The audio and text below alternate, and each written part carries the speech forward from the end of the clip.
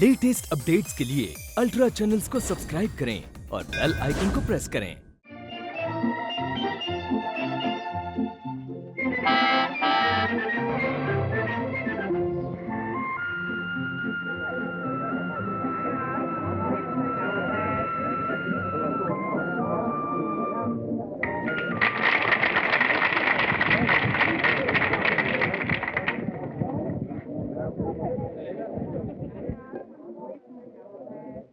आज का ये दिन हम सब लोगों के लिए बड़ी खुशी और फख्र का दिन है। आज से 25 साल पहले स्वर्गीय सेठ संजीव लाल जी ने इस मिल का उद्घाटन किया था। तब से लेकर आज तक हमारी ये मिल दिन दूनी और रात चौगनी तरक्की कर रही है। आज का ये जलसा इस मिल की सिल्वर जुबली यानी 25 साल पूरे होने की खुशी में मनाया जा रहा है। इस खुशी के मौके पर मैं आपको एक खुशखबरी और देना चाहता हूं कि सेठ संजीव लाल जी के बेटे सेठ राजीव लाल आज से इस मिल का सारा कारोबार अपने हाथों में ले रहे हैं और ये हम सब के नए मालिक हैं।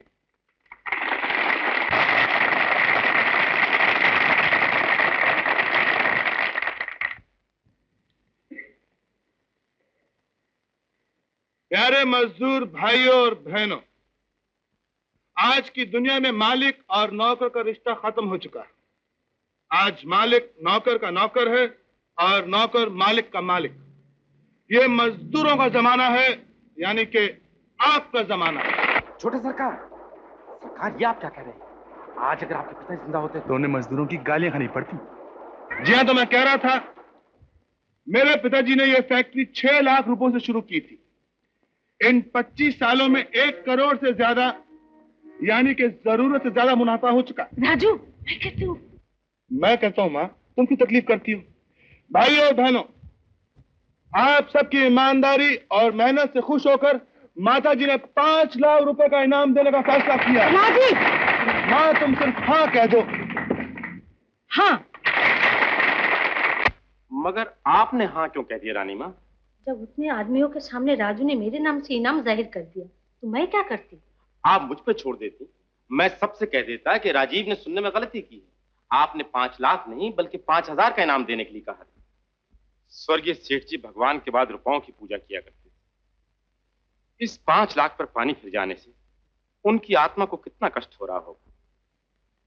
उनकी आत्मा की शांति के लिए मैं पूजा पाठ करवा दूंगी। राजीव के दान पुण्य की यही रफ्तार रही तो आपको रोज ही महापूजा करवानी पड़ेगी।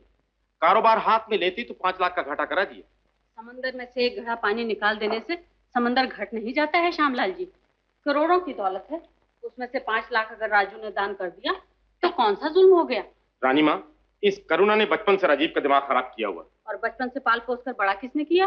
देखिए, मैं नौकरानी के मुंह लगना नहीं चाहता। श्यामलाल जी, करुणा को इस घर में कभी नौकरानी नहीं समझा गया। जी नहीं, ये मैंने कब कहा है? 30 साल से आपका मैनेजर हूँ। रुपया बर्बाद ना हो ये देखना मेरा फर्ज है।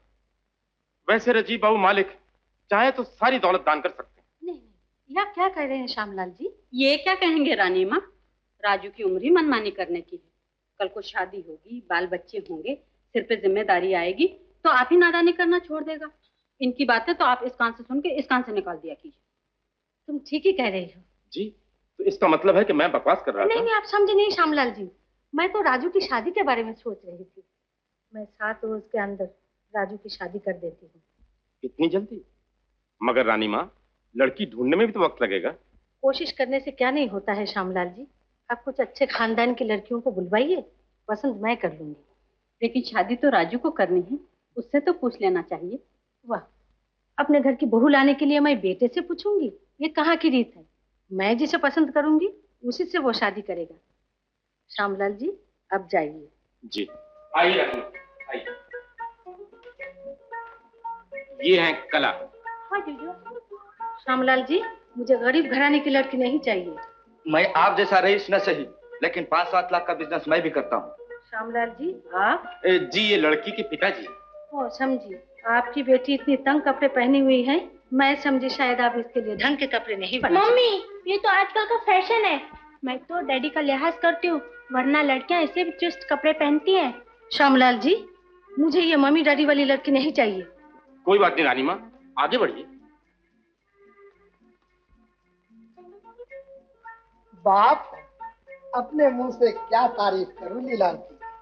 बस खादी के सिवाय कुछ पहनती ही नहीं। कुछ पूजा पाठ भी करती हो बेटी? जी। पूजा पाठ सुबह 3 घंटे रामायण पढ़ती है और शाम को 3 घंटे महाभारत का पाठ करती है। और दोपहर को भजन करती होगी। श्यामलाल जी, आगे बढ़िए। आपकी बेटी मुझे पसंद है। पाँव छुओ बेटी। जीती रहो बेटी। लीजिए, मेरा बेटा भी आ गया। यहाँ आ राजू।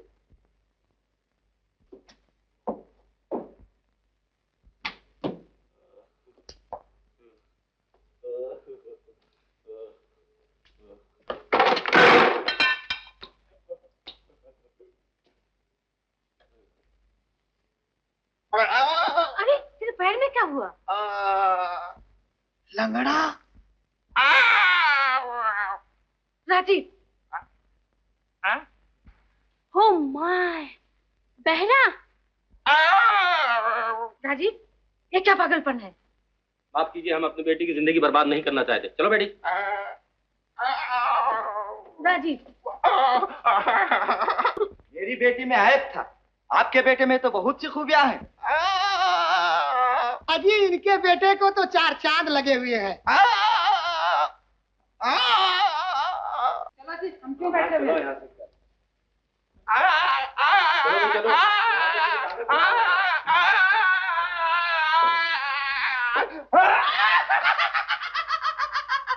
राजू, इस बदतमीजी का मतलब क्या है? माँ, जब तुम जानती हो कि मैं शादी करना नहीं क्या चाहता। तू शादी नहीं करेगा? नहीं। लेकिन मैंने लड़की पसंद कर ली है। कमाल करती हैं आप माँ, शादी मुझे करनी है और पसंद आप करेंगी? राजीव बेटे, शादी तो बराबर के खानदान में ही होगी। आखिर तुम भी तो एक करोड़पति के बेटे हो। तो ये जरूरी है कि किसी करोड़पति की लड़की से शादी करनी है? मैं शादी करूंगा तो अपनी पसंद की लड़की से शादी करूंगा। तेरी पसंद की लड़की होगी कैसी? जरा मैं भी तो सुनूं। मैंने आज तक ऐसी लड़की देखी तो नहीं है माँ, लेकिन उसकी एक धुंधली सी तस्वीर मेरे दिमाग में जरूर है। भोली, शर्मीली, लाजवंती, सुंदर। मुझे आजकल की मॉडर्न लड़कियां कतई पसंद नहीं। जो ये चुप है। शादी तो उसी से करेगा, मैं जिसे घर की बहू बनाना चाहूंगी। माँ, तुम्हारी एक मामूली जिद के लिए मैं अपनी जिंदगी को तबाह कर दूं? ये शादी सारी जिंदगी का सवाल होता है, एक लम्हे का खेल नहीं। लेकिन शादी उसे करनी पड़ेगी, और वो भी मेरी पसंद की। अरे कोई है? अरे कोई?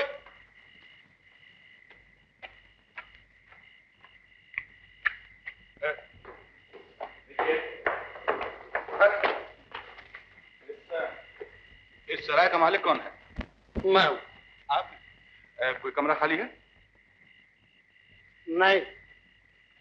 क्या? 2 कमरे खाली थे, वो भी भर गए।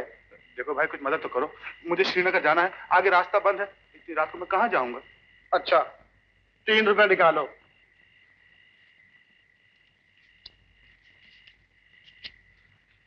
जाओ, उस सीढ़ी के नीचे सो जाओ।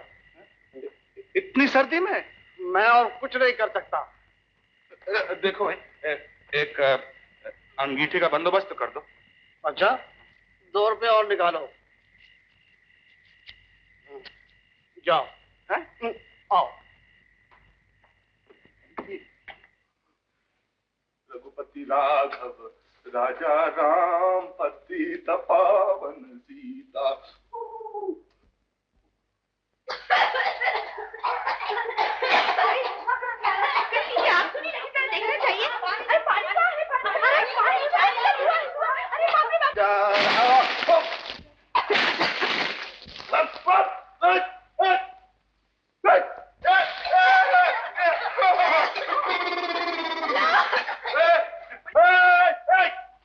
ये क्या बदतमीजी है? पानी क्यों डाला? गलती हो गई, हमने सोचा था आग लगी है। पहले देख तो लिया होता। देखते कहाँ से, आग में तो धुआं भर गया था, तुमने आग क्यों लगाई? भगवत, क्या हुआ? क्या हुआ? एक लड़की ने ऊपर से पानी डाल दिया। और नहीं तो क्या, ऊपर से फूल बरसाती। जरूर इसने कोई शरारत की होगी। मैंने तो इसे शरीफ आदमी समझकर जगा दी थी। तुम खड़े हो। मैं चुपचाप आग जलाकर सोने की तैयारी कर रहा था, समझे? हमें क्या मालूम था? हमने धुआं देख कर सोचा आग लग गई। हाँ, अब तो ठंडी हो गई। चलो चलो, सबकी सब चुपके से सो जाओ, चलो।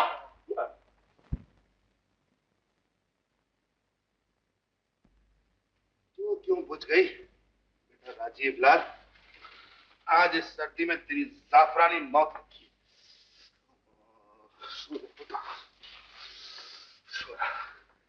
कश्मीर चलेंगे बेटा, श्रीनगर जाएगा।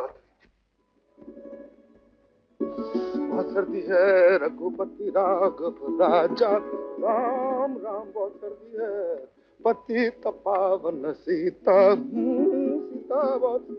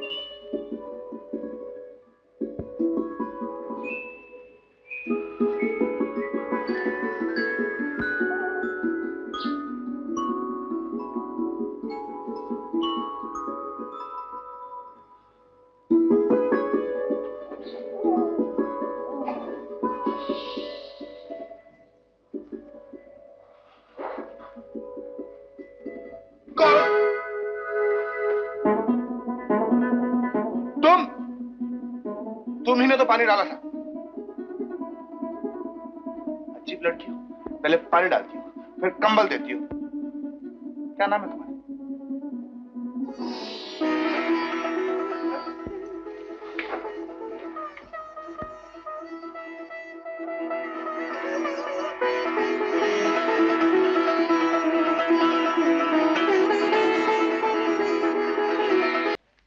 पहचाना?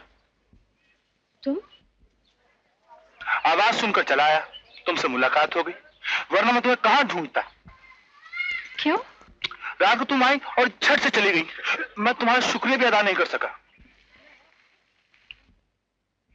सच्ची, अगर रात को तुम मेरी मदद नहीं करती तो मैं तो सर्दी में अकड़ गया होता। तुम सुबह चली गई, मैं तुम्हें तलाश करता रहा। क्यों? भूल गई? तुम्हारी एक चीज मेरे पास है। कौन सी चीज? पानी की बाल्टी? क्या बत्ती हो? करेक्ट। ओह, तब तो जान पहचान पुराने मालूम होती है। हमने तो सोचा था कल रात को ही पहली मुलाकात हुई थी। चुप रहो। तुम लोग बहुत बदतमीज हो। नहीं सरकार, हम लोग फूलवारी हैं। सुनो, वो भी फूलवारी है। देखो, सुनो, सुनो, सुनो, देखो, क्या?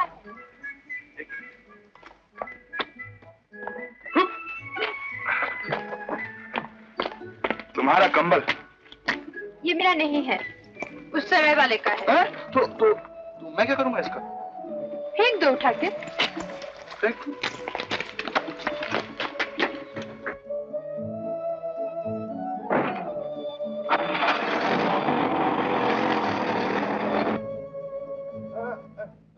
सुनो, श्रीनगर का यही रास्ता है? हाँ। तुम वहीं जा रही हो? हाँ। तो गाड़ी में बैठ जाओ, मैं तुम्हें छोड़ दूंगा। मुझे पैदल चलने की आदत है। एक दिन में आदत खराब नहीं होगी। कल रात तुमने मेरी मदद की, आज मैं तुम्हारी। मैंने तुम्हें गरीब समझकर तुम्हारी मदद की थी। मुझे मालूम नहीं था कि तुम इतने बड़े आदमी हो। अच्छा, लेकिन तुमने मुझे बड़ा आदमी कैसे समझा? ये मोटर मेरी नहीं है। तो तुम क्या ड्राइवर हो? ड्राइवर? टोप तो ऐसे पहन रखा है जैसे कोई बहुत बड़े साहब हो। ओ साहब, हाँ साहब ही तो है ये टोप। साहब यानी कि मेरे सेठ जी बहुत अच्छे आदमी हैं। ये कपड़े भी उन्हीं के दिए हुए हैं, बख्शीश। मैं तो झूठ मूठ रोब में आ गई। तुम तो पूरे उधार चंद निकले। क्या निकला? उधार चंद। मोटर दूसरे की, कपड़े दूसरे के। तुम्हारा अपना क्या है? मेरा एक दिल जो किसी को अपना बनाना चाहता है। लेकिन मुश्किल तो यह है कि जिसको अपना बनाना चाहता है उसका ना नाम मालूम है ना पता। नाम तो बताती जाओ।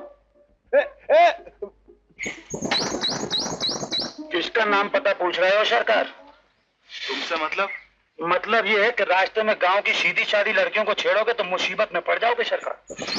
अपना काम करो ना जाके। अपना काम तो आपको समझाना था, सो समझा दिया। वैसे मेरा नाम मोहन है, याद रहेगा ना?